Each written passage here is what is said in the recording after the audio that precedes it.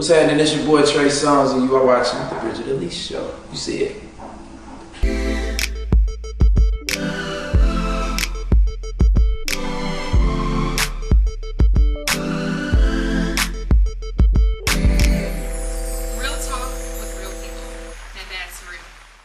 What's up, everyone? Thanks for tuning into the Bridgette Alese Show. I'm here about to speak with the up-and-coming music producer, John SK. Today's theme topic is Atlanta's music. He's going to tell us exactly what he does and how he does it. Let's go. Hello, ladies. I know you miss me, baby. Songbook. I don't think I met you before, though. But listen, put my number. Hello, everyone. We are here with John SK. How are you doing? Great. That's good. Great. Now, you are a music producer in Atlanta, right? Yes, ma'am. All right. So, how did you get here to Atlanta? I mean, you're young. You're in your prime. How old are you? 20. 20. So, when did you move to Atlanta? And how did you know you wanted to come to Atlanta to do music? Moved to Atlanta when I was 19. I met a young guy by the name of Troy Taylor on MySpace. Really? Yeah, so I MySpace. Told him what I was trying to do. He got to know me as a person. And from there, just led. We moved out here. I went to school at the Art Institute in Atlanta, but I left to pursue music. Right. Yeah. So, you know, what inspires you at such a young age? I would say my grandmother. You know, just talking to my grandmother, and she's telling me that, yeah, you can accomplish your dreams. Right. So really that and just, you know, other producers that I look up to, like B. Cox, Troy Taylor, other guys.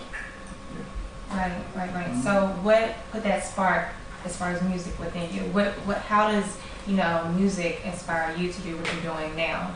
To try to be like B. Cox and everyone else that inspires you? How does music inspire me? Yes. I really probably just playing in church, I would say. Okay. You know what I'm saying? I have a huge gospel influence. I've been playing in church since I was like 7. Right. So really music has been in my life. For a long time. For a long time. So who do you work with on an everyday basis throughout, you know, this time in your life trying to do music? Okay, I work with Troy Taylor, who's worked B2K, Aretha Franklin, Johnny Gill, and E. Miles. She's a new songwriter, producer. Really? And work with Trey Songz. And that's much of it right now. So how is it working with those guys? It's really inspiring working with those guys. Really? Especially Troy, because he's been in the game so long. So this is great learning from him. Like, it really is. Really fly. Okay. So what sets John SK apart from all the other music producers that are trying to be here in Atlanta or any other place in this country? I would say my determination and loyalty. Like, I'm really loyal to like my family, my Songbook family. So I'm really dedicated to what I do.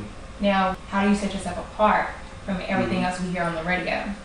I would say by me being a musician all my life and having a huge gospel influence, I feel like I have put more to the table as far as like different chords and, you know, bridges and all that. Okay.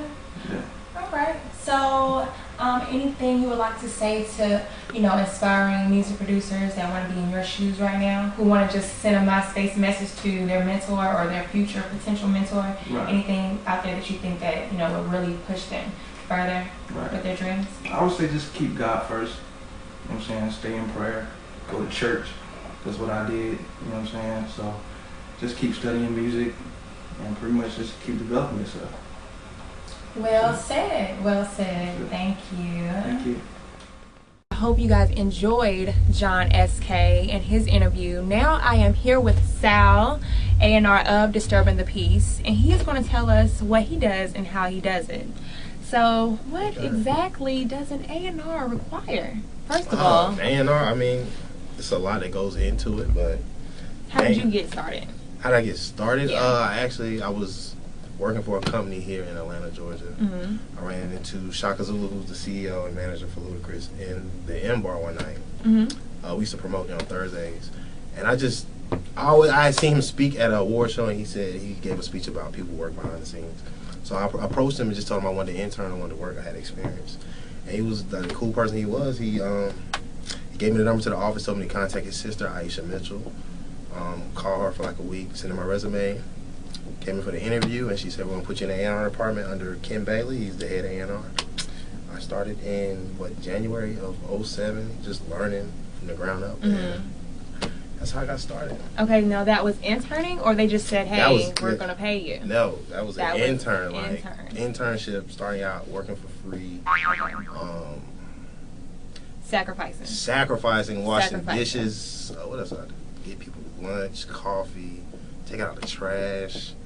This studio, before it was built like this, it was a studio setup, but it wasn't like nice like this. So Playing Circle used to record in here. I used to be here like till 5 in the morning.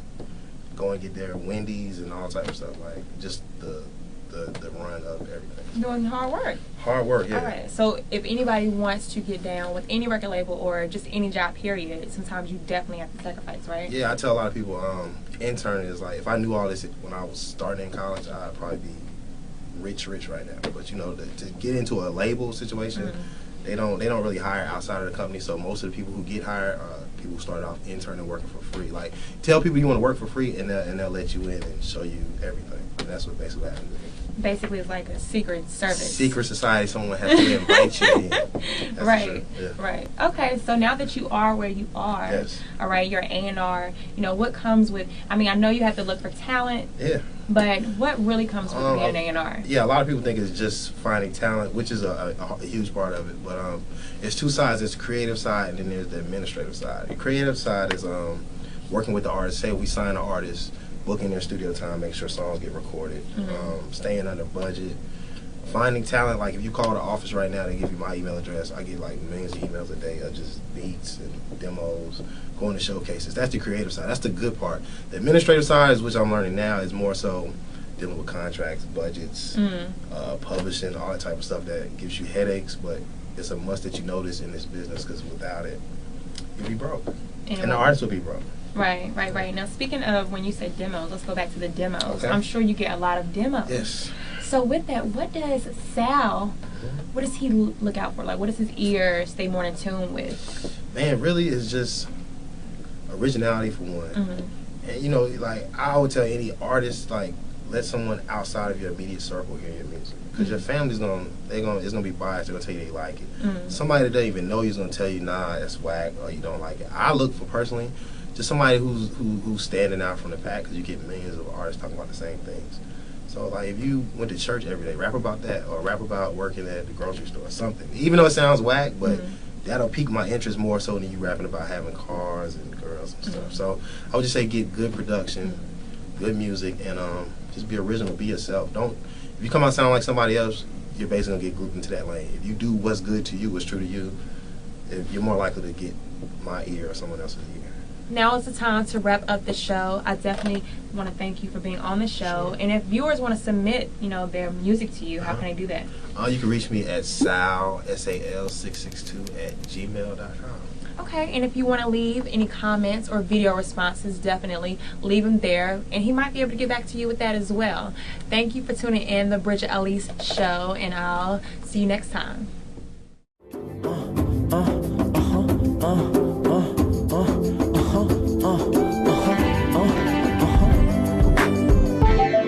What it do? Baby, beat down, turn you on to something new. You're so pretty, so true. Like the Aquafina, girl, my body needs you. Talk to you, yeah, you quench my thirst. Do the best, do the worst. Dance in the sun with the bees and the birds.